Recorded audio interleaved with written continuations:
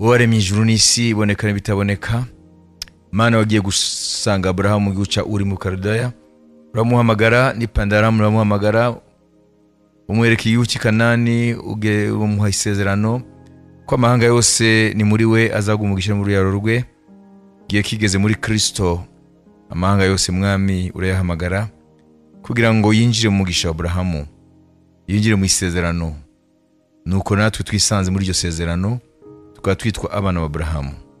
Reka Mwami tukomeze kwiga no kumenya icyo watugeze cyo, tubashe kwinjira plenema muri identite yacu nk'abana b'Imana kandi abuzukuru ba Aburahamu.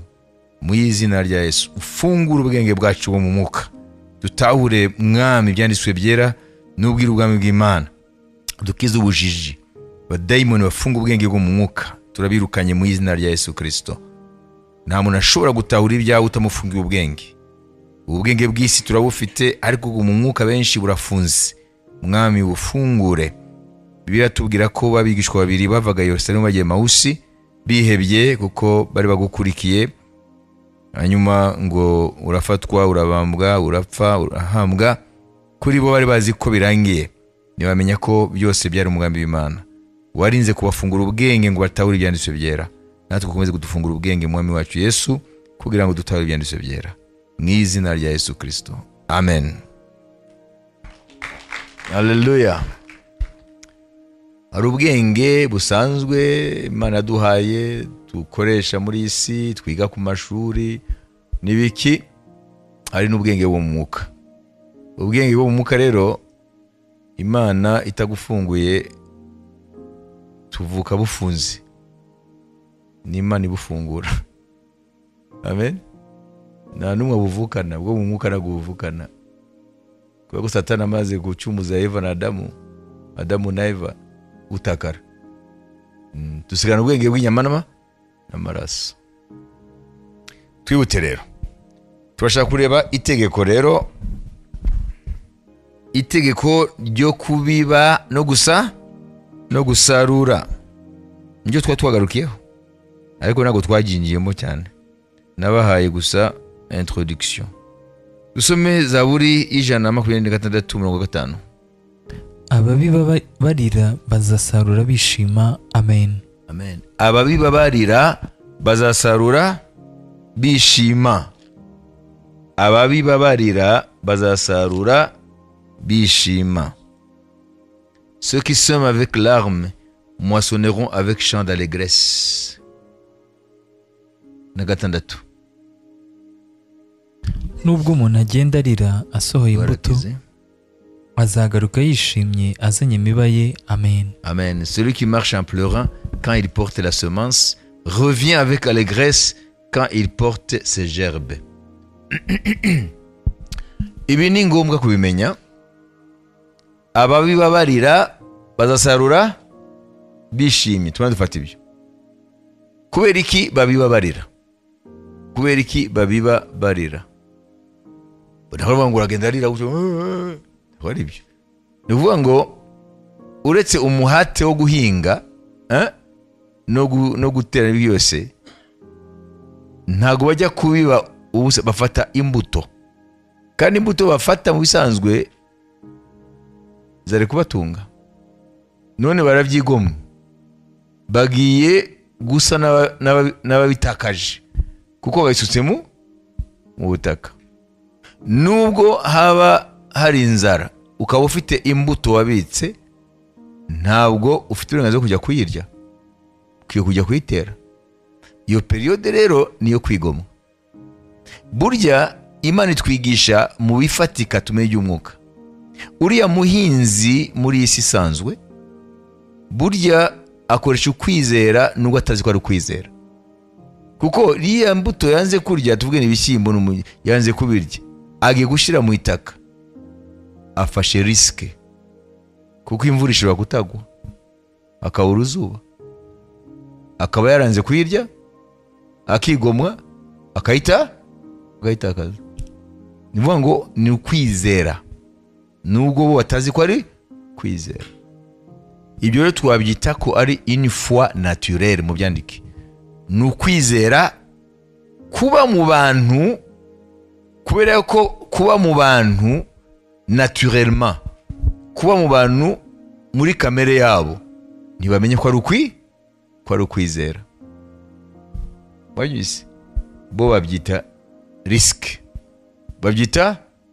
risk, kuko ntabwo yakwibaza ko ashobora kuzazibura izo mbuto ze, sibyo?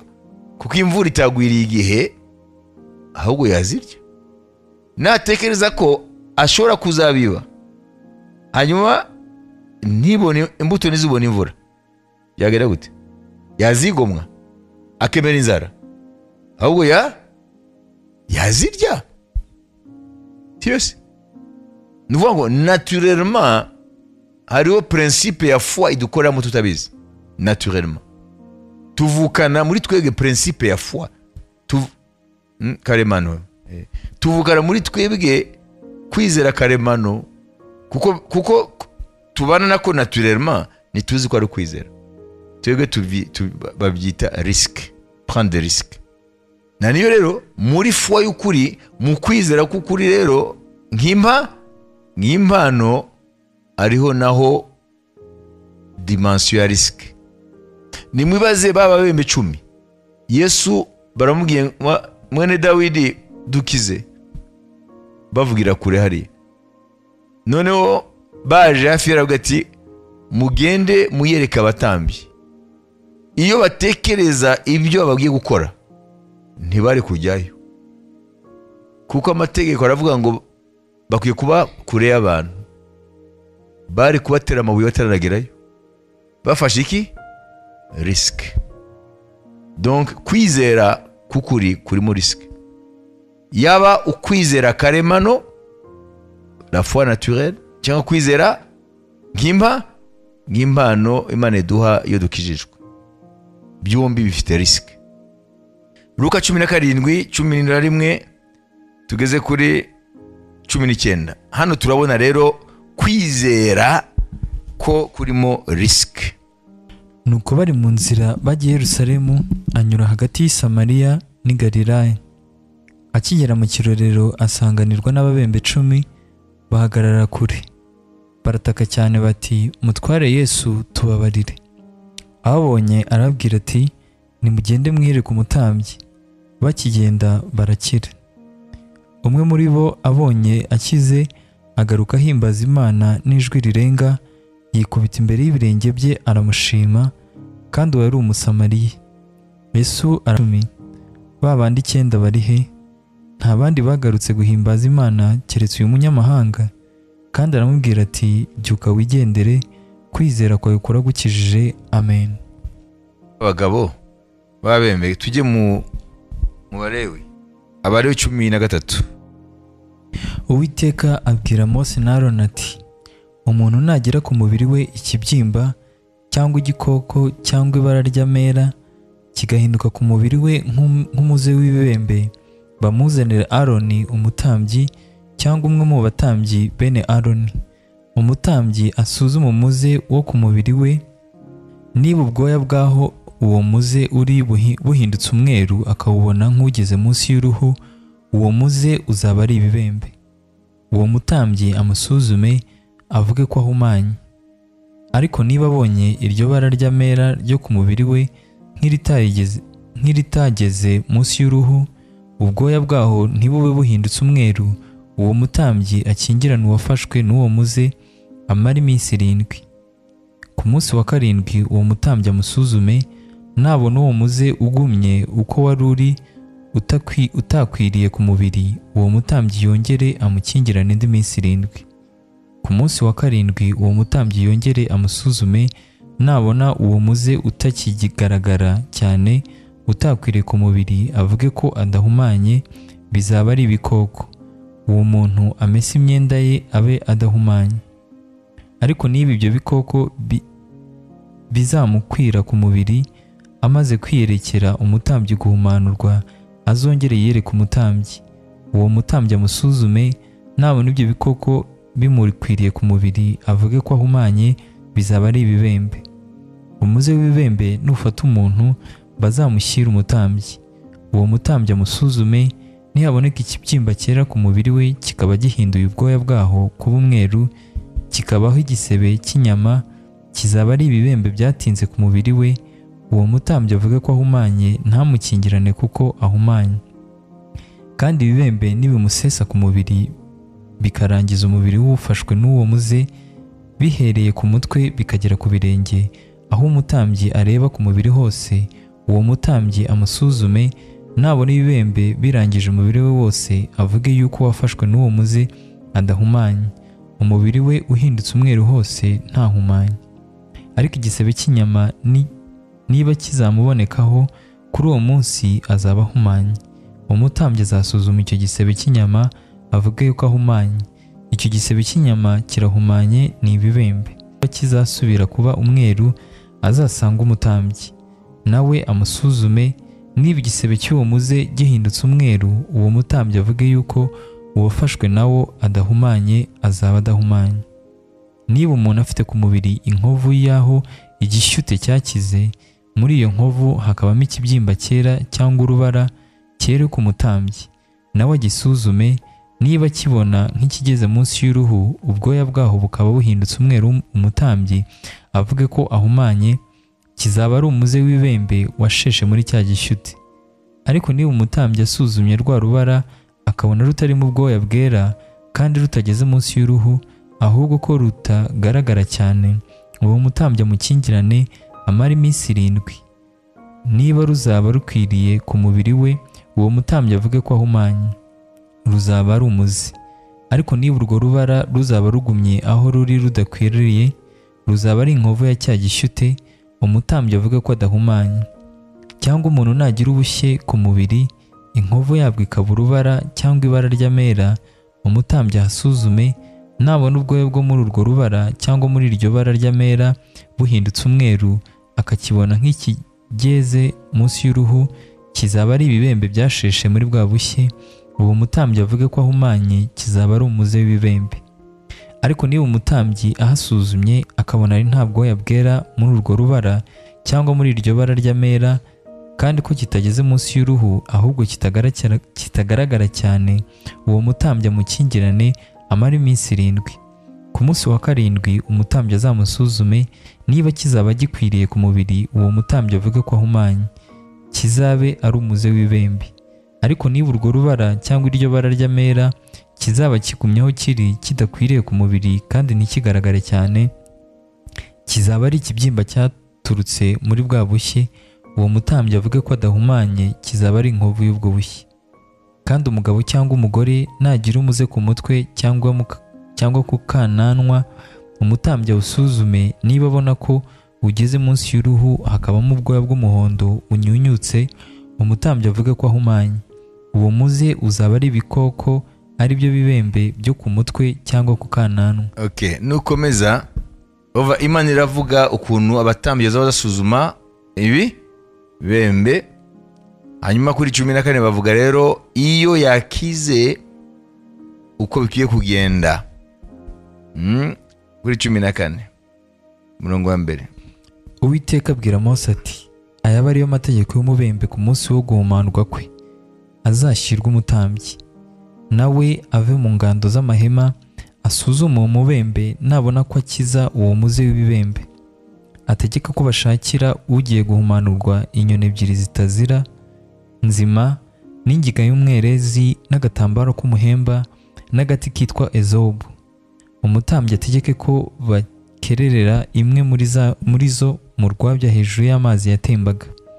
Inzima ayende n'iyo ngiga y'umwerezi n'ako gatambaro k'umuhemba na ezobu iyo, abyinikane n'iyo nyoni nzima mu maraso ya nyoni yakererewe hejuru y'amazi yatembaga.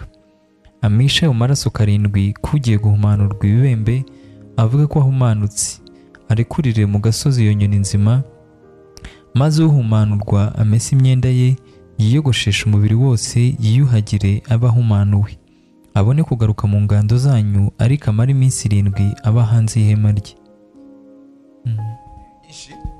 Nibijyanye n'umuntu afite ibi ibembe ni n'amateko iyo yakize ko akwiye gutanga ituro. Ibi nibyo rero aba babembe rero 10 bahuye nabyo.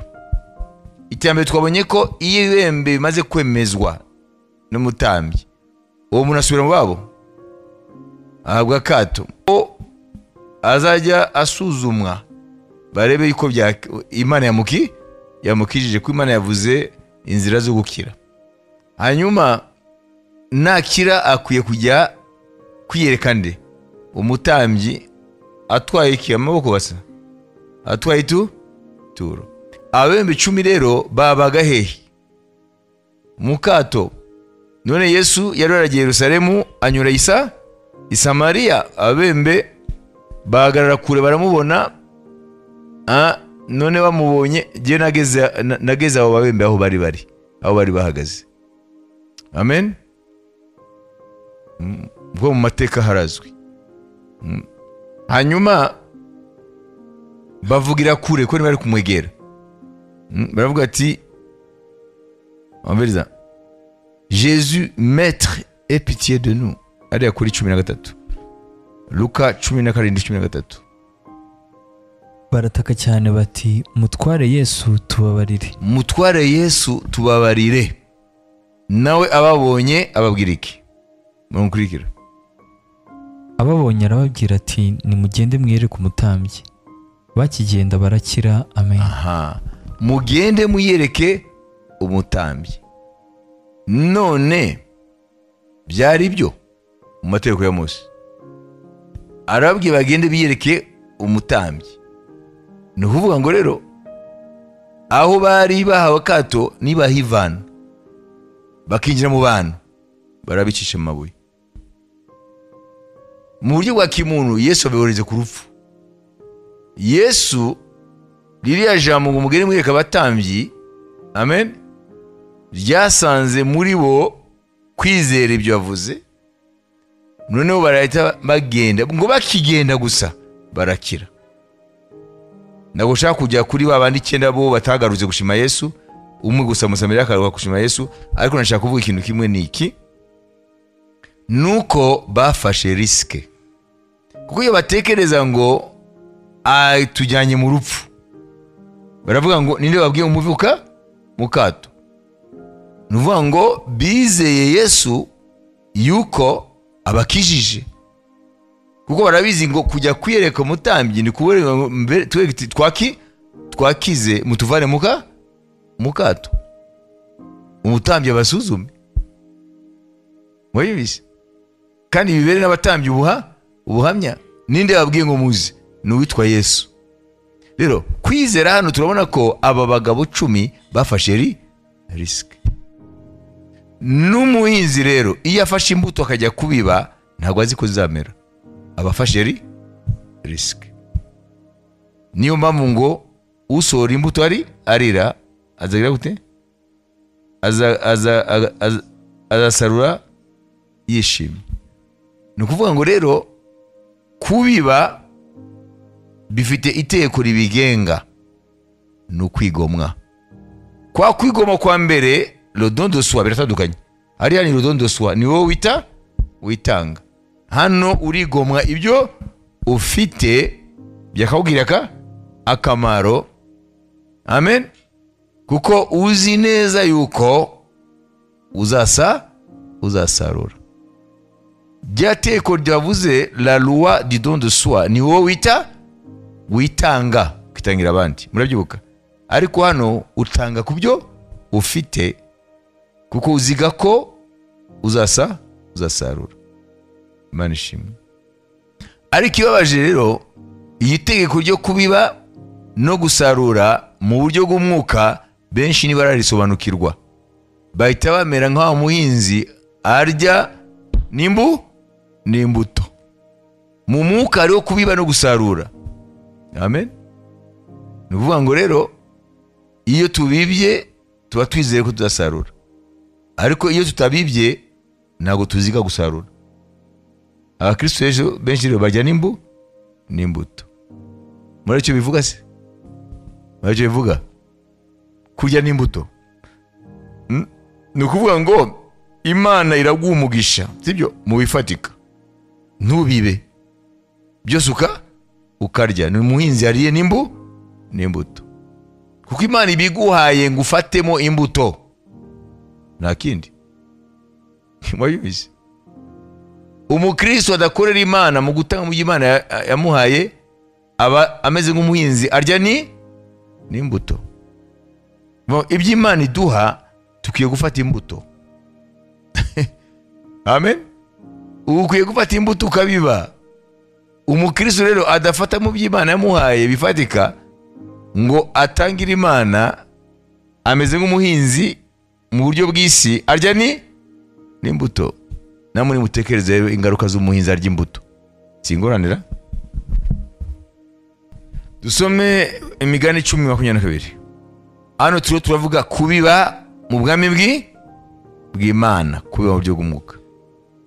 Hano ntabwo ari bya bitekerezo n'aya magambo. Amen. Haleluya. N'aya mirimo za mbuto twavuze.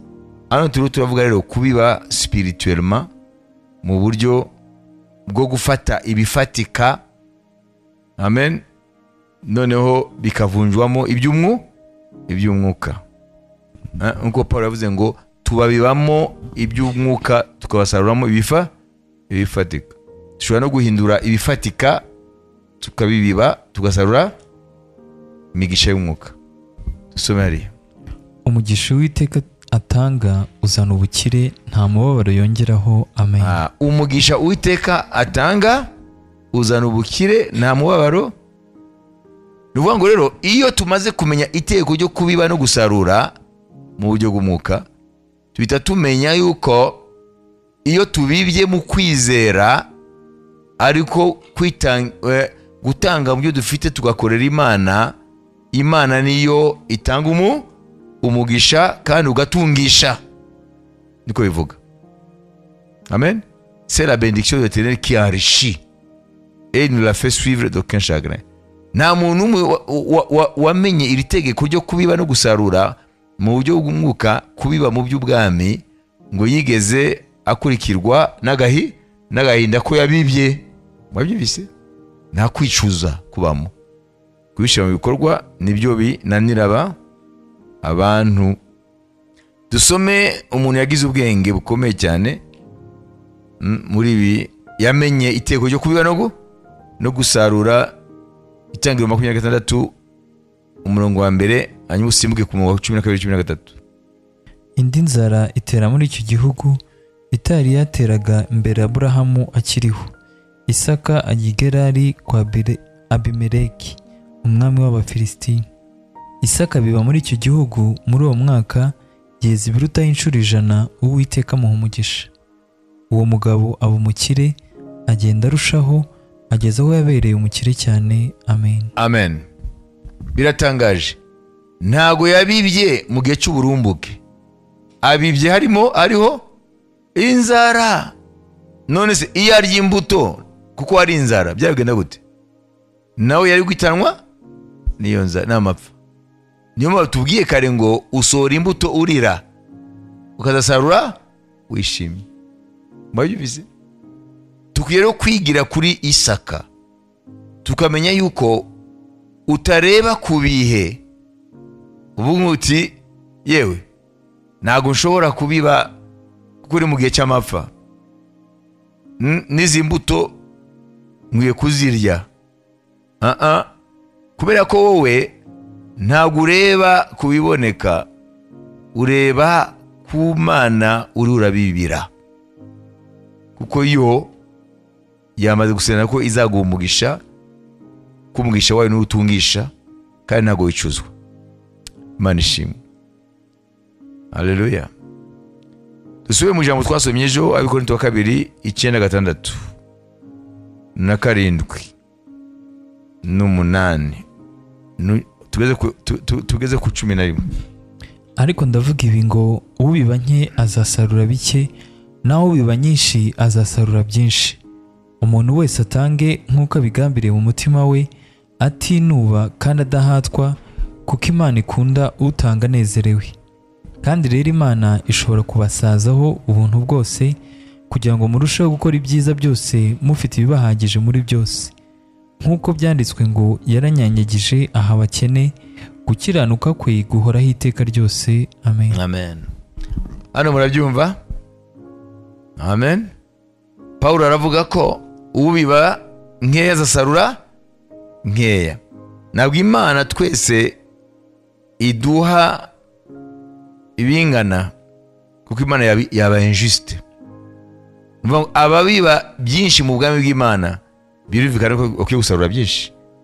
Ababiba duke basarura duke, abatabiba namba bakarya n'imbuto, abo nta mugisha bakwiye kwitega.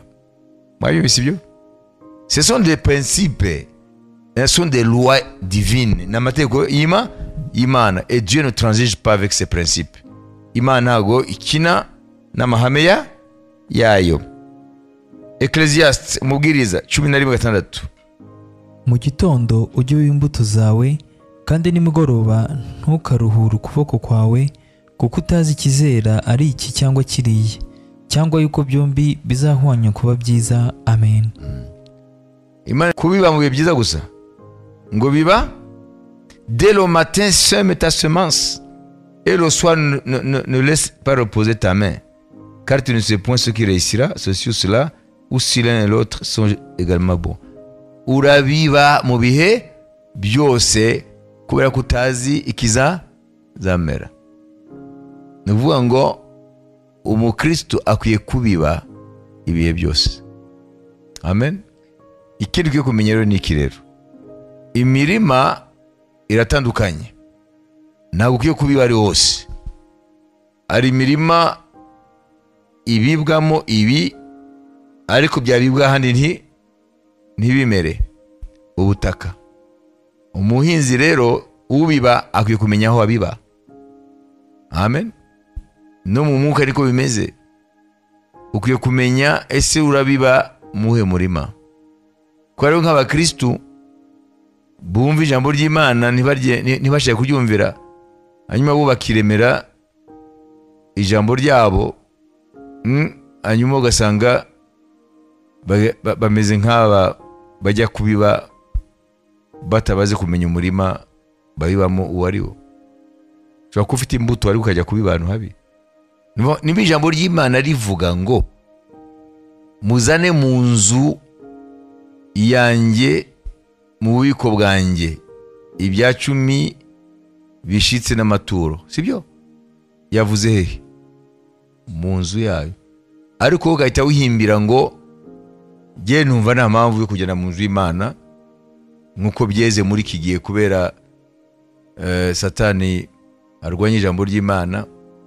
Hanyuma abantu baba je numva jewe ngo Imana ntizambare uko natwaye cya 10 cyawe zajangiye ngiye abakene, sibyo?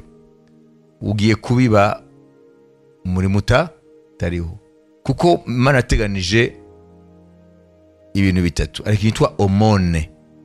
Omone ni cyo ufashisha umukene. Hariho ofrande, ni ituro utura Imana bivuye mu bushake bw'umutima wawe, nta kigero Imana yaguhaye, bishobora kuba bike cyangwa byinshi.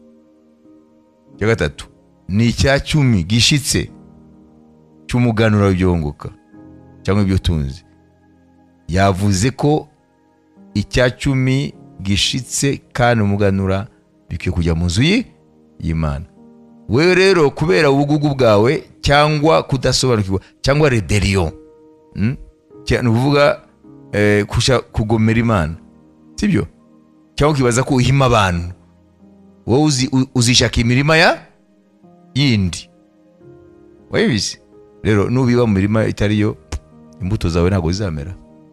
Kwiye kumenya ijambo ry'Imana rivuga iki, uko niyo rikubwira umurima aho ubiba.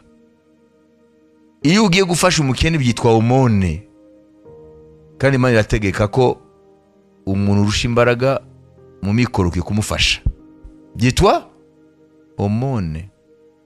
Ariko amaturo n'ibya 10 bijya mu nzu y'Imana, niko Imana yavuze. Kuko nibitaboneka se iyo nzu y'Imana ntizabaho. Ese Imana ishaka ko inzu y'Imana iva ku isi? mugihe Imana itarazamura itorero ishaka ko itorero rizimangatanya. None se rizabaho gute? Nta leta ibaho idafite imisoro. Na Amerika nubwo rigihangange ibishobora n'imisoro. D'ailleurs imisoro myinshi, Amerika ifite imisoro myinshi. Shishe bihugu ni imisoro y'abaturage babo. Nta leta ibaho idafite imisoro. Imisoro niyo ikwiye kuvamo kubaka imihanda, amashuri, sibyo n'ibindi bigendesha leta ku neza y'abaturage. Kuko leta yitwa institution publique. None se eglise itorero ko yitwa institution y'Imana rizabaho ribeshwaho n'imiyaga? Rikwiye kugira abakijijwe bo muri ryo. Imana ibashaho inshingano zo kubeshaho itorero ryayo. Imana ihabwa icyubahiro. Amen. Gusa hari abateka mutwe, sibyo? Babigize business. Bakagenda bakita abakozi Imana bagashinga amatorero ngo n'amatorero ngo imirimo ariko bagamije inyungu zabo. Abo ni ngombwa leta kubarwanya n'inshingano zayo. Ariko nibikuraho yuko itorero ry'Imana ry'ukuri ririho n'abakozi b'Imana b'ukuri bahamagawe n'Imana batari abantu bashaka inyungu zabo nabo bariho.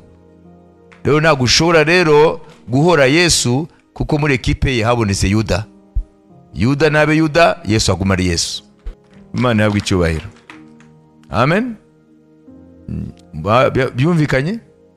Luka 6:38. Mutange namwe muzahabwa. Urugero rwiza rutsindagiye rucugushije rusesekaye nirwo muzagererwa. Kuko urugero mugereramo ari rwo muzagererwamo namwe. Amen. Amen. Donnez, il vous sera donné.